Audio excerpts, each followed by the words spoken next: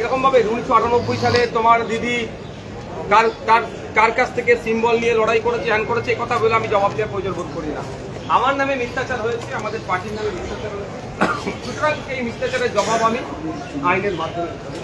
উনি যে কথাগুলো বলেছেন সেইগুলো উনি কোর্টে এসে জানাবেন যে আমি কার মাধ্যমে, কবে, কোথায়, কিভাবে স্টেপ বাই স্টেপ নিয়েছি, মানে কি পাটে টাকা নিয়েছি, কি একবারই 30 কোটি টাকা নিয়েছি, 30 কোটি টাকার মধ্যে কত 100 টাকার নোট ছিল, কত 500 টাকার নোট ছিল, সবটাই এসে শোনাবে। আর না হলে ক্রিমিনাল প্রসিডিউরে যেগুলো হচ্ছে সেগুলো এক কথায় আমরা ছেড়ে কথা বলবো না। আমরা শাসকের অন্যায় অনৈতিক কাজ, একদিকে 26,000 চাকরি বাতিল, একদিকে আমাদের তিলোত্তমা বিচার পেল না, উল্টো দিকে কারামাইকেল হোস্টেলে বাঙালি হওয়ার বাংলায় কথা বলার জন্য আক্রান্ত হচ্ছে, একদিকে দুর্গাপুরে গোরক্ষক বাহিনীদের তাণ্ডবে মারছে, অন্যদিকে পুলিশ কাস্টডিতে আমাদের যারা বিরোধিতা করছে, সে আপনি শত্রুঘ্না থেকে শুরু করে আর যারা আছেন, যারা যে ক্ষেত্রে মিনাক্ষী থেকে শুরু করে নওশাদ সিদ্দিকী, যারা দেখবেন বিভিন্নভাবে পুলিশি হয়রানি করা হচ্ছে।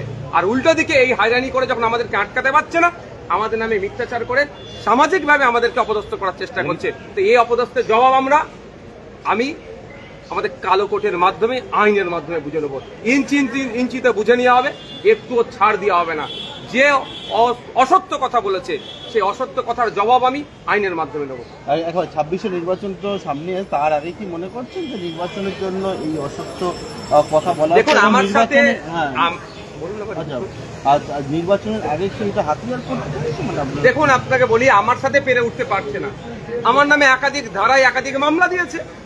কদিন আগে আমাকে 24 ঘন্টা আটকে রেখেছিল। এই সমস্ত অ্যাডভোকেট যারা আছেন, ইনাদের মধ্যে আরো অ্যাডভোকেট আসে, আমাদেরকে জামিন করিয়েছে। তো আমাকে আটকাতে পারছে না। তাহলে কি হবে? সামাজিকভাবে আমার যে রেপুটেশন তৈরি হয়েছে, আমি যে মানুষের পরিষেবা দিচ্ছি, জাত ধর্ম বর্ণের ঊর্ধ্বে গিয়ে মানুষের পাশে দাঁড়াচ্ছি, এটাই শাসকের ঈর্ষার কারণ হয়ে দাঁড়িয়েছে। আমাকে অফার হচ্ছে তৃণমূলে জয়েন করার জন্য, আমাকে নামে মিথ্যা মামলা হচ্ছে। সবটাই যখন আমি প্রত্যাখ্যান করছি, আমার সাথে আর কোনো অ্যাঙ্গেল থেকে বেড়ে উঠতে পারছে না। পাবলিক পারসেপশন আমার সম্পর্কে এতে খারাপ হয়, পাবলিক ডোমিনে আমাকে এই ধরনের মিথ্যাচার করা হচ্ছে। আমি একটা কথা বলি, আমি 30 কোটি টাকায়, আমি এখন ক্যামেরা বলছি, নিলে 3000 কোটি টাকা নিয়ে আর আমি ভাববো, যদি ভাবি নেব না। ওই 30 কোটি টাকা আমার বাড়িতে, আমার হাতে ধুলো।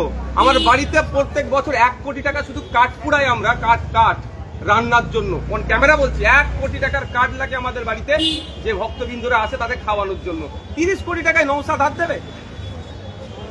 3000 কোটি হলে তাও আমার ভক্তরা বিশ্বাস করতো যে বলে হতে পারে, তাও বিশ্বাস করবে না। আমি প্রসঙ্গক্রমে বলছি 3000 কোটি কেন? একদিকে আমার মিনিস্ট্রির অফার আছে, সেটাকে আমি সরিয়ে দিচ্ছি, আর আমাকে 30 কোটিতে আমাকে আটকে রাখবে।